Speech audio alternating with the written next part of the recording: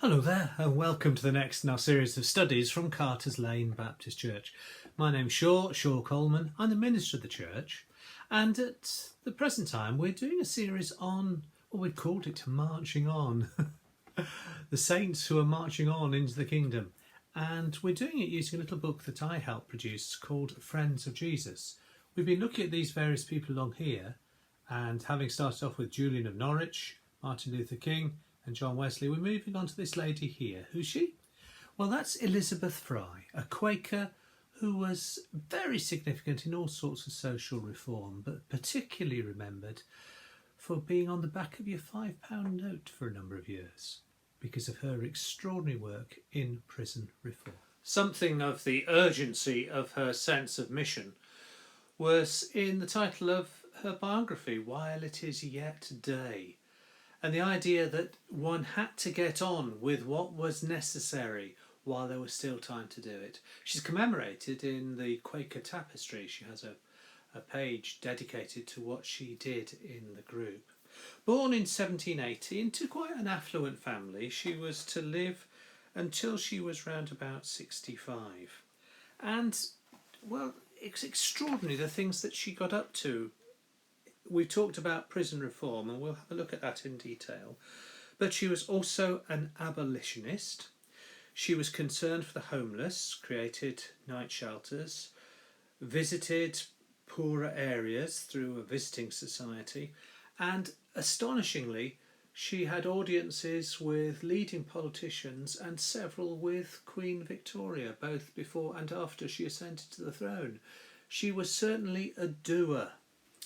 She certainly had a wealthy background. Her father was a partner in Gurney's Bank, John Gurney, and her mother was part of the Barclay family, so there was money there. And although her husband was eventually to go bankrupt, there was enough financial support from her family to keep what she was doing going. In some ways, it was quite an ordinary childhood and growing up, until she had the opportunity to visit a prison, which was to be a turning point in her life. Newgate Prison, particularly for women, where the women were incarcerated, sometimes without even having had a trial, often with their own children, and basically the women lived in a small cell, having to cook in that cell if they could get food, and slept on straw. And this, she felt, was totally unacceptable. There's one lovely story of how she went to visit a prison and the guards were reluctant to go in unless they went in as a pair, and they advised her against going in completely. And she said no, she would go in without any company, please. Well, take your gold watch off, they said to her. No, that stays on. And she walked into the place, the room where the women prisoners were, and they sort of fell upon her, not in terms of attacking her, but out of amazement at this woman who had come to see them. She was horrified when she visited the women's section that they hadn't even received a trial. So she returned the next day to the prison with clothes and food. And despite the fact that further action was delayed for a little time because of a banking crisis, she returned, having first visited in 1813, in 1816, where she founded a school for children and set up the Association for the Reform of the Female Prisoners in Newgate. She gave them patchwork materials and developed the skills so that there was both a mental health benefit for the people who were incarcerated, but it also gave them a commercial skill for what they would do outside, because she saw that they weren't prisoners for life. It wasn't punishment, it was rehabilitation that was necessary. Her work led to what was called the British Ladies' Society for Promoting the Reformation of Female Prisoners in 1821. And she began visiting convict ships. These were people who were being transported, and she was concerned about the rights and welfares of the prisoners, and particularly the indignities of transportation. When they were being led through the streets, it was in open carriages, and passers-by could hurl all sorts of things at them and jeer and abuse them. And she felt that this was unacceptable, and she did get change there. She provided them with materials to make quilts on the long boat journeys, and she gave them a care package which included Bible, string, knives and forks. She visited 106 transport ships, which meant she was taking care of 12,000 prisoners. She died in 1845, but she lived long enough to see transportation abolished in 1843. What's also quite remarkable, I think, is the amount of time she actually spent visiting prisons. She went in to help educate inmates, not just in reading and writing, and remember this is well before the 1870 Education Act, when the only education that was really available were either ragged schools or what the churches could provide. There was no national sense of education, so she was well ahead of her game. And she also encouraged members of the nobility to go into prisons to visit them.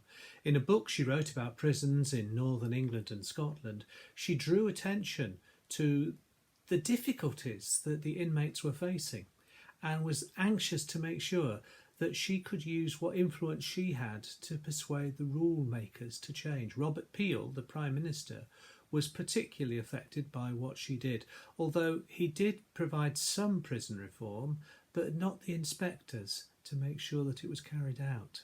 But it's also extraordinary that she saw that her social care extended beyond prisoners to people who were poor, who had the misfortune to be born in what we nowadays call with the wrong postcode, but who weren't born into affluence.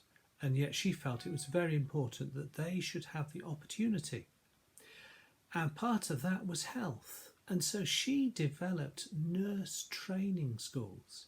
Indeed, she inspired Florence Nightingale in her work. Quite an extraordinary woman. Let's go on to consider what her legacy is, because it's no good looking at these people and admiring them as historical figures until we ask what we have inherited from them. Those words, while it is yet today, underline her legacy. Very much the idea that whilst there is still time, let's get on and do something. Elizabeth Fry never saw the problem as someone else's problem. She owned it. She said, I've got to do something.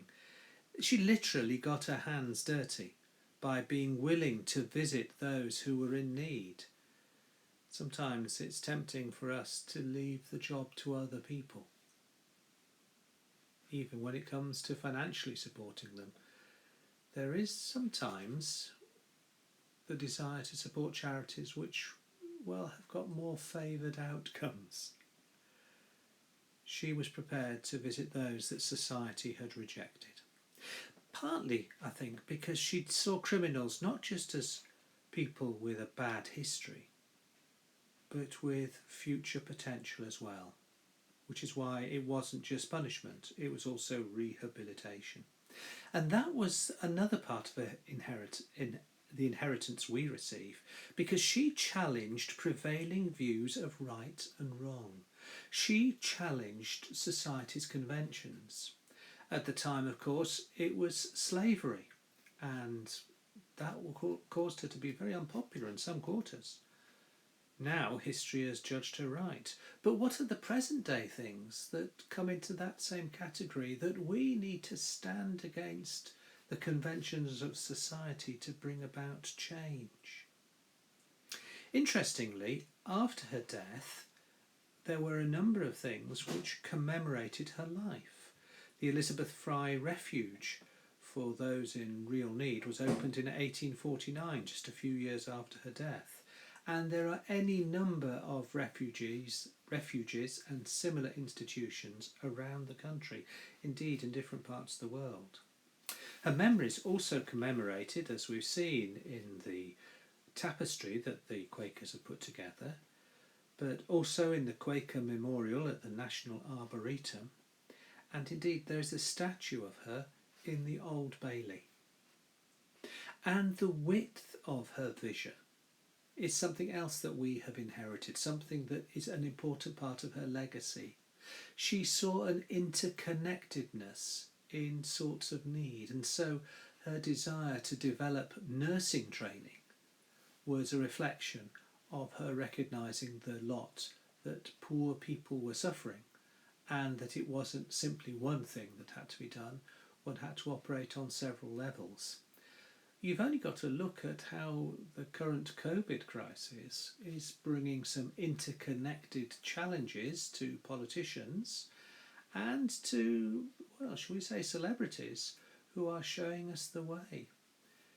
She was a celebrity of her day, and she certainly gave us an extraordinary inheritance. And so, along with Roger Atkins' fabulous picture in this booklet about Elizabeth Rye, we included this Bible verse in it as well. Jesus told a story about how some people would say, well, when did we help you? And Jesus said, when you helped those who were in need. The King will say, and it says, I tell you the truth, whatever you did for one of the least of these brothers of mine, you did for me. Thank you for being part of it. Good to spend time in your company today. Next time we'll be going on to look at another extraordinary woman, Mother Teresa. But in the meantime, may I wish you and those that you love, those that you're close to, a good week. We'll see you soon. God bless you now. Bye-bye.